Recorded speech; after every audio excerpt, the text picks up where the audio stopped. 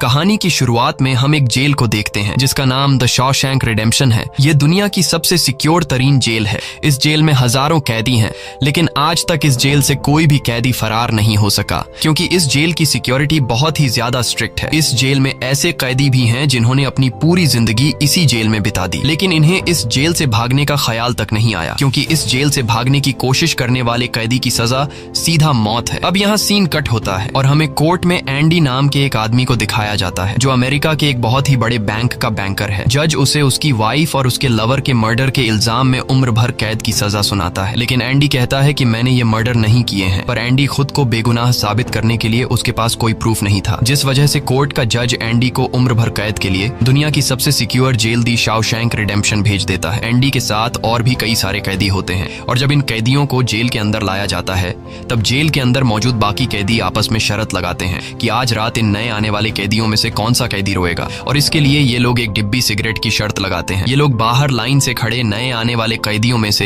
एक एक कैदी को चुन लेते हैं। तब रेड नाम का एक कैदी एंडी पर दांव लगाता है क्योंकि उसे लगता है कि एंडी बहुत ही मासूम है और वो बहुत ही अमीर घर का है जिसने कभी तकलीफ नहीं झेली, इसलिए उसे लगता है कि वो आज रात सबसे पहले रोएगा। इसके बाद सभी कैदियों को लाइन से जेल के अंदर लाया जाता है और हर एक कैदी को उसके सेल में बंद कर दिया जाता है। कुछ देर बाद रात हो जाती है और तब पुराने कैदी नए आने वाले कैदियों पर चिल्लाने लगते हैं ताकि उनमें से कोई डर जाए और रोने लगे, और ऐसा ही होता है। इन नए आने वाले कैदियों में से एक कैदी फूट फूट कर रोने लगता है और कहता है कि मुझे घर जाना है। तब वहाँ गार्ड आते हैं और उसे रोने से मना करते हैं, लेकिन जब वो आदमी रोना बंद नहीं करता तब गार्ड उसे सेल से बाहर निकालकर इतना पीटते हैं कि वह बेहोश हो जाता है। दूसरी तरफ रेड एंडी पर लगाया हुआ दांव हार जाता है और रेड समझ जाता है कि एंडी बहुत ही स्ट्रांग है क्योंकि इतना डराने के बावजूद उसने एक आवाज तक नहीं की। इसलिए अगले दिन रेड अपने साथी को सिगरेट का एक डिब्बा दे देता है क्योंकि रेड एंडी पर लगाया हुआ दांव हार चुका था। तभी हम एंडी को देखते हैं जो अकेला चुपचाप ब्रेकफास्ट कर रहा होता है। तब एंडी की मुलाकात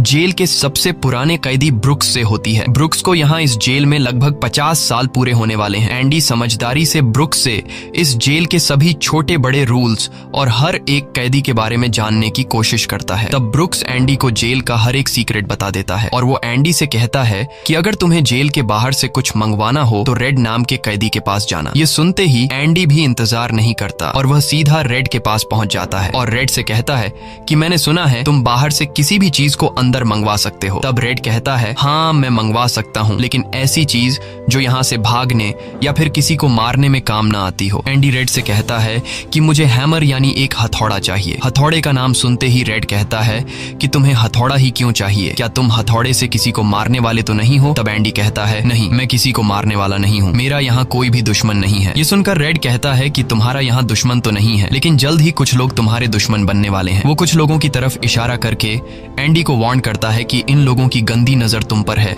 इसलिए इनसे बच कर रहना। अगले दिन एंडी के कहने पर रेड उसके लिए हैमर मंगवा देता है और जब वो हथौड़ा देखता है तो रेड हंसने लगता है क्योंकि हथौड़ा साइज में बहुत ही छोटा होता है और रेड मन ही मन सोचता है कि इस हथौड़े से जेल में सुरंग बनाने में 600 साल लग जाएंगे। इसके बाद रेड ब्रुक्स के जरिए एंडी के सेल तक हथौड़ा पहुंचा देता है। ऐसे ही दिन बीतते हैं और एक दिन जब एंडी लॉन्ड्री में काम कर रहा होता है तब वो 3 लोग जिनकी एंडी पर गंदी नजर होती है वो एंडी को पकड़ लेते हैं। एंडी उनसे अपने आप को छुड़ाने की कोशिश करता है पर 3 लोगों को वह अकेले कंट्रोल नहीं कर पा रहा था, इसलिए ये तीनों पहले एंडी को खूब पीटते हैं और फिर एंडी के साथ गलत करते हैं। यह सिलसिला इसी तरह चलता रहता है। ये लोग हमेशा एंडी को पकड़ते और फिर उसे मारकर उसके साथ गलत करते रहते। इस तरह से 2 साल बीत जाते हैं और एक अनाउंस होता है कि छत की मरम्मत के लिए कुछ लोगों की जरूरत है। यहाँ कैदियों की एक टीम छत के काम के लिए तैयार हो जाती है जिसमें रेड और एंडी भी शामिल होते हैं। ये लोग सब अपने काम पर लग जाते हैं और छत पर उनकी देखभाल की जिम्मेदारी एक बहुत ही सख्त सिक्योरिटी गार्ड की होती है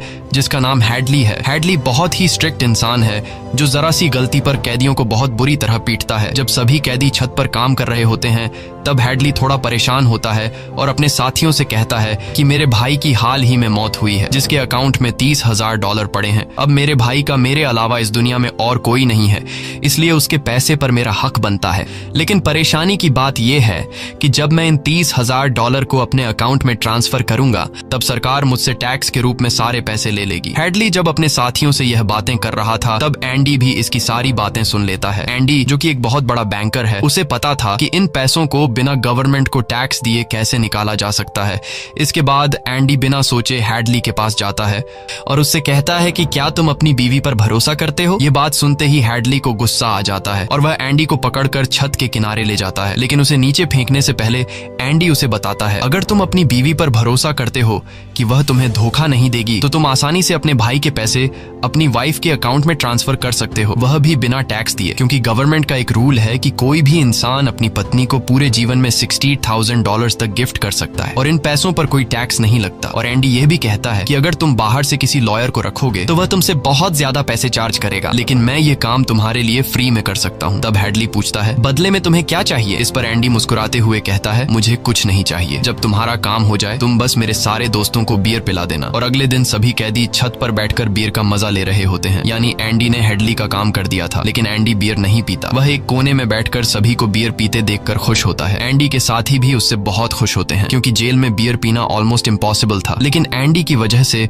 उनकी यह इच्छा पूरी हुई। फिर समय ऐसे ही बीतता है और एंडी और रेड की दोस्ती गहरी हो जाती है। कुछ दिन बाद जेल में सभी कैदियों को फिल्म दिखाई जाती है और सभी लोग रीटा हेवर्थ की फिल्म देख रहे होते हैं। तब एंडी रेड के पास आकर कहता है मुझे रीटा हेवर्थ का एक बड़ा पोस्टर चाहिए। एंडी रेड से इसलिए पोस्टर मांगता है क्योंकि पूरे जेल में एक रेड ही था जो बाहर से किसी भी चीज को मंगवा सकता था। इसके बाद एंडी बाहर निकलता है, लेकिन जैसे ही वह बाहर आता है वहाँ वही 3 लोग खड़े होते हैं जो एंडी के साथ गलत करते थे। वह एंडी से कहते हैं चलो हमारे साथ, लेकिन इस बार एंडी मना कर देता है। एंडी के मना करने पर वो लोग उसे पकड़ लेते हैं और उसके साथ जबरदस्ती करने की कोशिश करते हैं, लेकिन एंडी भी उनका मुकाबला करता है। पर वो लोग 3 होते हैं जिस वजह से वो एंडी को बहुत ही बुरी तरह से पीटते हैं। पर आज ये लोग एंडी के साथ कुछ कर नहीं पाते, लेकिन एंडी को ये लोग इतना मारते हैं कि एंडी 1 महीने के लिए अस्पताल में चला जाता है और साथ ही वो आदमी जिसने एंडी को मारा होता है उसे 1 हफ्ते के लिए काल कोठरी में डाल दिया जाता है। 1 हफ्ते बाद जब वो वापस अपने सेल में आता है तो वहां पर वही ऑफिसर होता है जिसका एंडी ने $30,000 का टैक्स बचाया था, और इस ऑफिसर को किसी ने बता दिया था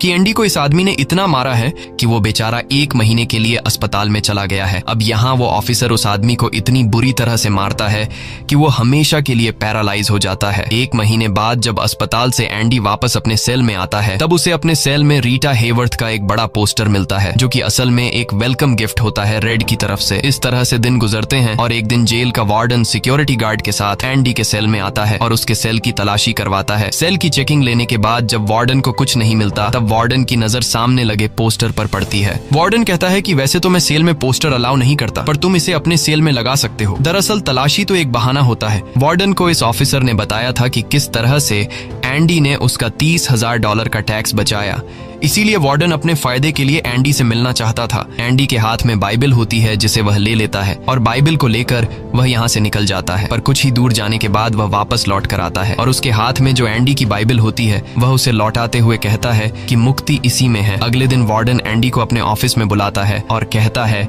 कि तुम्हारे जैसे इंटेलिजेंट आदमी को जेल की सलाखों के पीछे नहीं रहना चाहिए। इसलिए वार्डन एंडी को लाइब्रेरी का असिस्टेंट बना देता है। लाइब्रेरी में वही बुक्स नाम का बूढ़ा आदमी होता है जो कई सालों से लाइब्रेरी संभाल रहा है। तभी वो ऑफिसर जिसके लिए एंडी ने $30,000 बचाए थे वह एक दूसरे ऑफिसर को एंडी के पास लेकर आता है। असल में उसे ITR का मसला था जिसे कुछ ही मिनटों में एंडी भर देता है, जिस वजह से पूरे जेल में एंडी के चर्चे होने लगते हैं। जैसे जैसे साल बीतते हैं एंडी के पास काम बढ़ता चला जाता है, जिस वजह से एंडी को अपने पास एक असिस्टेंट की जरूरत पड़ती है और वो अपना असिस्टेंट अपने सबसे अच्छे दोस्त रेड को बनाता है। एक दिन लाइब्रेरी में ब्रुक्स एक कैदी के गले पर चाकू रख देता है और वो उसे बिना वजह मारने की धमकी देता है। असल में सरकार ने उसकी सजा माफ कर दी है, पर वो इस जेल को छोड़कर नहीं जाना चाहता। आज उसे इस जेल में पूरे 50 साल हो चुके हैं।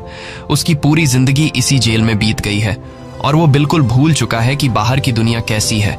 ये जेल की दुनिया ही उसकी असली दुनिया है और उसे लगता है कि अगर उसने किसी का खून कर दिया तो उसकी सजा बढ़ जाएगी और उसे इसी जेल में रखा जाएगा। एंडी के समझाने पर ब्रुक्स उस आदमी को जिसकी गर्दन पर उसने चाकू रखा था छोड़ देता है। अब न चाहते हुए भी ब्रुक्स जब जेल से छूटने के बाद बाहर आता है तो उसे बाहर की दुनिया बहुत अजीब लगती है। 50 सालों में बाहर की दुनिया की रफ्तार काफी ज्यादा बढ़ गई होती है। जहाँ सड़क पर पहले एक गाड़ी दिखती थी अब सड़कों पर गाड़ियों कैदियों की भीड़ है। कुछ दिन बाद वो एक सुपरमार्केट में काम करने लगता है, लेकिन उसका बाहर की दुनिया में बिल्कुल भी मन नहीं लगता। उसे बार बार जेल की याद आती है और वो जेल में वापस आना चाहता है। इसीलिए वो कभी कभी सोचता है कि वो कोई क्राइम करे ताकि वह फिर से इस जेल में जा सके। लेकिन ब्रुक्स इस उम्र में कोई भी क्राइम नहीं करना चाहता था और इस भीड़ भाड़ वाली तेज रफ्तार वाली जिंदगी में ब्रुक्स सरवाइव नहीं कर पाता और अपनी जान दे देता है। मरने से पहले वो जेल में अपने साथियों के नाम एक खत लिखता है, जिसे पढ़ते हुए सभी बहुत ज्यादा इमोशनल हो जाते हैं। वहीं हमें जेल दिखाई जाती है, जहां पर वार्डन एक नया प्रोग्राम शुरू करता है। इस प्रोग्राम में जेल की कैदियों को बाहर ले जाकर काम करवाया जाएगा ताकि उन्हें पता चल सके कि मेहनत से पैसे कैसे कमाए जाते हैं। और कैदी भी इस काम के लिए मान जाते हैं, क्योंकि वह सब भी बाहर की हवा खाना चाहते थे। और इस तरह से वार्डन इन कैदियों से काम लेता है। पर इस प्रोजेक्ट के जरिए वार्डन को बहुत सारे कॉन्ट्रैक्ट मिल जाते हैं,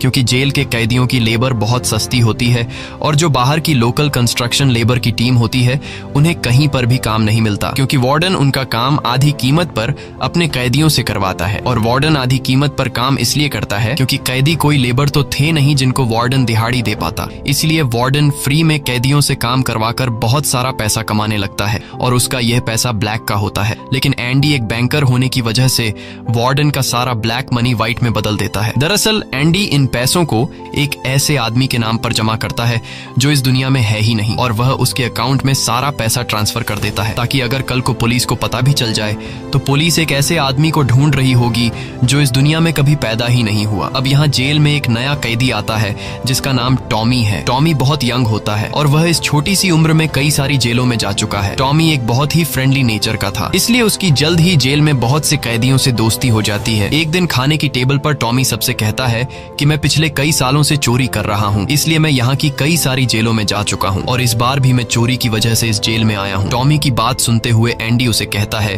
कि अगर तुम चोरी करने के बाद बार बार पकड़े जा रहे हो तो इसका मतलब ये है कि यह काम तुम पर सूट नहीं करता, इसलिए तुम्हें चोरी करना छोड़ देना चाहिए। टॉमी को एंडी की यह बात बिल्कुल ठीक लगती है, इसलिए टॉमी रेड से एंडी के बारे में जानकारी लेने लगता है। टॉमी रेड से कहता है कि एंडी बहुत ही इंटेलिजेंट और डिसेंट इंसान है, उसे जेल क्यों हुई है। रेड उसे बताता है कि एंडी एक बहुत बड़ा बैंकर था, लेकिन उसने अपनी वाइफ और उसके लवर का कत्ल किया, जिस वजह से उसे उम्र भर कैद हुई। यह सुनकर टॉमी सोच में पड़ जाता है, जैसे उसे कुछ याद आया हो। उसके बाद वह एंडी को बुला लेता है। अब टॉमी के सामने एंडी और रेड होते हैं। टॉमी इन दोनों को बताता है कि 4 साल पहले मैं एक जेल में गया था, जहाँ पर मुझे एक कैदी मिला और उस कैदी ने मुझे बताया कि एक रात वह एक घर में चोरी करने गया। चोरी के दौरान उस घर का मालिक जाग गया। अब पकड़े जाने के डर से उसने उस घर के मालिक और उसकी पत्नी को मार डाला। बाद में उसे पता चला कि वो दोनों पति पत्नी नहीं थे बल्कि लवर थे और वो औरत एक बहुत बड़े बैंकर की पत्नी थी। कुछ समय बाद जब मैंने अखबार में न्यूज पढ़ी तो मुझे पता चला कि पुलिस ने जब इन 2 मर्डर्स के बारे में जांच की तो पुलिस को शक हुआ कि इन दोनों को बैंकर ने मारा है। इसलिए बैंकर को उसकी पत्नी और उसकी पत्नी के लवर के हत्या के इल्जाम में गिरफ्तार कर लिया गया। यहाँ हमें पता चलता है कि एंडी बेगुनाह था। ये सब जानने के बाद एंडी वार्डन के पास जाता है और उससे ये सारी बातें बताता है, पर वार्डन जानबूझकर उसकी बातों पर विश्वास नहीं करता, क्योंकि एंडी वह इंसान है जो उसके काले पैसों को व्हाइट में बदलता है और वार्डन के सारे राज जानता है। इसलिए अगर एंडी यहाँ से चला गया तो वार्डन न तो और पैसे कमा पाएगा और शायद उसके ब्लैक पैसों का राज भी खुल जाएगा। इसलिए वह एंडी से कहता है कि यह एक झूठी कहानी है, मुझे ऐसी कहानियां रोज सुनने को मिलती हैं। एंडी वार्डन से वादा करता है कि अगर मैं आजाद भी हो गया तो मैं तुम्हारा राज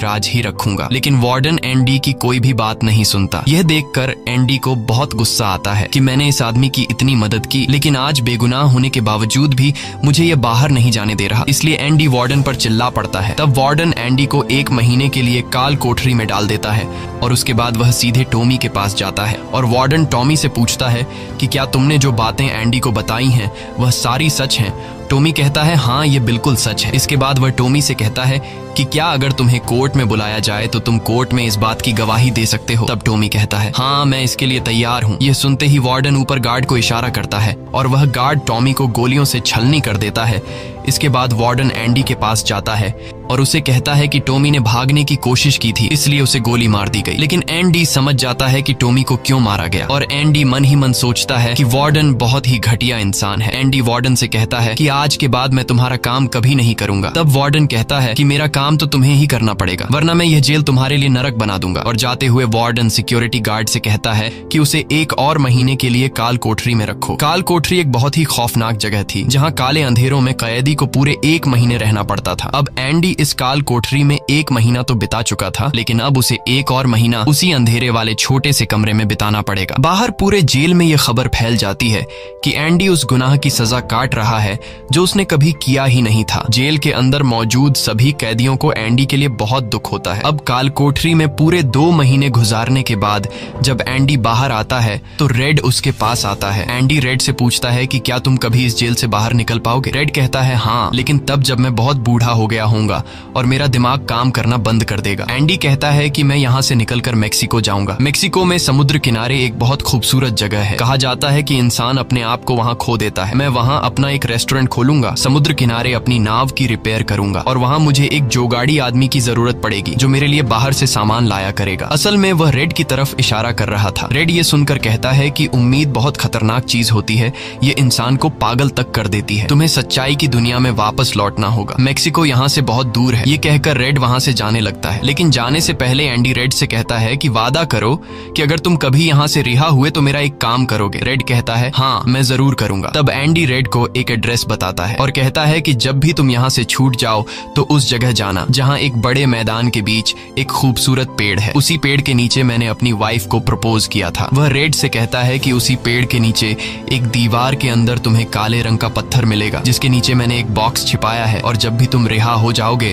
तो वहां जाकर उस पत्थर के नीचे उस बॉक्स को देखना कि उसमें क्या है। यह कहकर एंडी वहां से चला जाता है और सीधा वार्डन के पास पहुंचता है। वह वार्डन का काम पूरा करके उसके सारे डॉक्यूमेंट्स एक खास तिजोरी में रखता है। डॉक्यूमेंट्स रखने के बाद वार्डन एंडी को अपने कपड़े देता है। वह एंडी से कहता है कि मेरे कपड़े प्रेस करवा देना और मेरे जूतों को शीशे की तरह चमका देना। इसके बाद एंडी वापस अपने सेल में आ जाता है। वहीं दूसरी तरफ रेड आज रात बहुत परेशान होता है क्योंकि उसे डर था कि एंडी कहीं खुद को मार न दे। इस तरह से रात गुजर जाती है और सुबह होती है। सुबह होते ही सभी कैदियों के सेल के दरवाजे खुल जाते हैं और सभी कैदी बाहर आ जाते हैं, लेकिन एंडी सेल से बाहर नहीं आता। ये पिछले 20 सालों में पहली बार ऐसा हो रहा था कि कोई कैदी सुबह अपने सेल से बाहर नहीं आया। तब रेड की नजर भी एंडी के सेल की तरफ होती है और रेड की परेशानी बढ़ती रहती है कि कहीं एंडी ने खुद को मार तो नहीं दिया। तभी एक गार्ड बहुत गुस्से में एंडी के सेल की तरफ जाता है, लेकिन वहां पहुंचकर जब वह देखता है तो उसकी आंखें खुली की खुली रह जाती हैं क्योंकि अंदर सेल में कोई भी नहीं था और एंडी वहां से फरार हो चुका था। अब हम वार्डन को देखते हैं जो अपने जूते पहनने के लिए निकालता है, लेकिन उस बॉक्स में उसके नहीं बल्कि एंडी के पुराने जूते होते हैं। और तभी पूरे जेल में सायरन बजने लगता है और यह सायरन होता है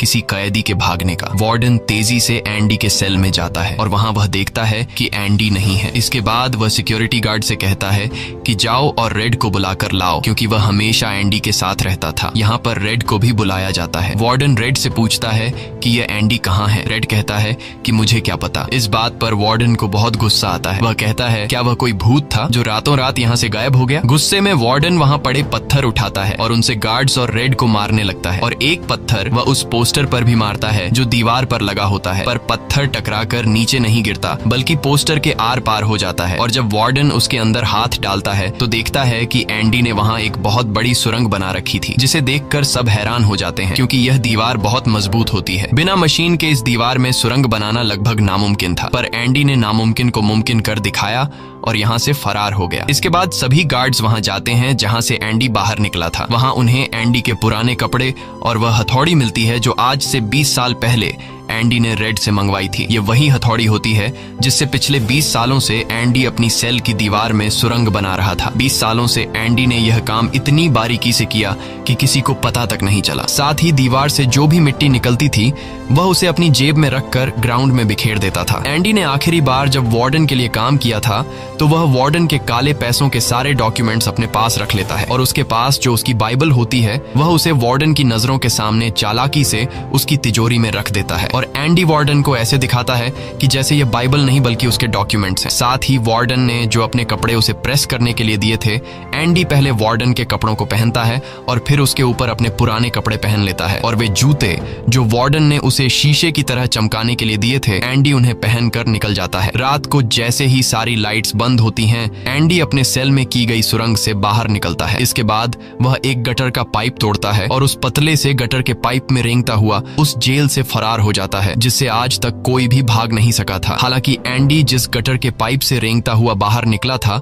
वह लगभग 2 किलोमीटर लंबा था। अगली सुबह एंडी उस बैंक में जाता है जहां पर वार्डन का सारा ब्लैक पैसा होता है। ये पैसे एक ऐसे आदमी के नाम पर होते हैं जो इस दुनिया में है ही नहीं। ये सारा डॉक्यूमेंट्स का खेल एंडी ने ही तो बनाया था और बैंक में उस अकाउंट के ओनर का जो सिग्नेचर था वह जेल से एंडी किया करता था। इसलिए एंडी को वार्डन का सारा पैसा निकालने में कोई मुश्किल नहीं होती। एंडी के पास उस आदमी के नाम के सारे डॉक्यूमेंट्स होते हैं, इसलिए एंडी बैंक्स में जाकर सारे पैसे निकाल लेता है और ये पैसे होते हैं $3,70,000। यानी कि एंडी न केवल आजाद हुआ बल्कि वह पैसों से मालामाल भी हुआ। और यहाँ हमें पता चलता है कि एंडी जिस दिन से उस जेल में एंटर हुआ था उसी दिन से वह इस काम की प्लानिंग कर रहा था। वार्डन ने एंडी के साथ जेल में बहुत बुरा सलूक किया था और उसने टॉमी को भी मार दिया था, इसलिए वह वार्डन के काले पैसों के सबूत मीडिया को देता है। अगली सुबह यह खबर न्यूज़पेपर में छप जाती है और जब वार्डन तिजोरी खोलकर देखता है तो उसमें उसके डॉक्यूमेंट्स नहीं बल्कि बाइबल होती है। बाइबल के पहले पेज पर एंडी ने लिखा होता है कि तुमने सही कहा था, मुक्ति इसी में है। और जब वार्डन पेज पलटता है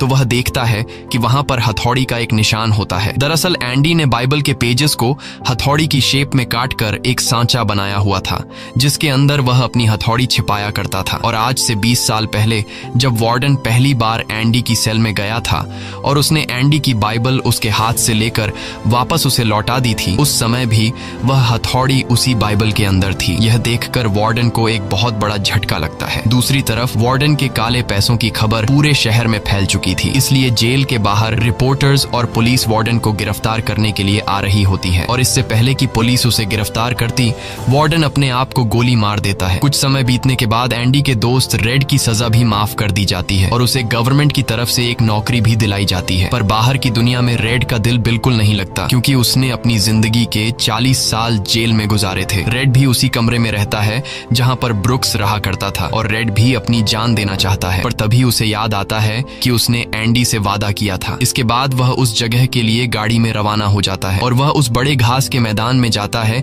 जहां पर एक बहुत बड़ा पेड़ होता है, साथ ही पत्थरों की दीवार भी होती है। उस दीवार पर एक काले रंग का पत्थर होता है और जब वह उस पत्थर को उठाता है तो उसके नीचे एक बॉक्स होता है। उस बॉक्स के अंदर कुछ पैसे और एक लेटर होता है। ये लेटर एंडी का होता है। उस लेटर में लिखा होता है कि एंडी रेड का उसी जगह पर इंतजार कर रहा है जिस जगह के बारे में एंडी ने रेड को जेल में बताया था। उसके आगे एंडी ने लिखा होता है कि उम्मीद अच्छी चीज होती है। इसके बाद रेड उस जगह पहुंच जाता है और जब वह समुद्र किनारे जाता है तो वो देखता है कि एंडी नाव में बैठकर अपनी नाव ठीक कर रहा है। यह जगह, यह सब कुछ एंडी का वह सपना होता है जो उसने जेल में रेड से शेयर किया था और रेड ने कहा था कि उम्मीद अच्छी नहीं होती। इसके बाद यह दोनों एक दूसरे को गले लगाते हैं और इसी के साथ ये कहानी खत्म हो जाती है। अगर आपको यह वीडियो अच्छी लगी हो तो हमारे चैनल को सब्सक्राइब और वीडियो को लाइक जरूर कीजिएगा।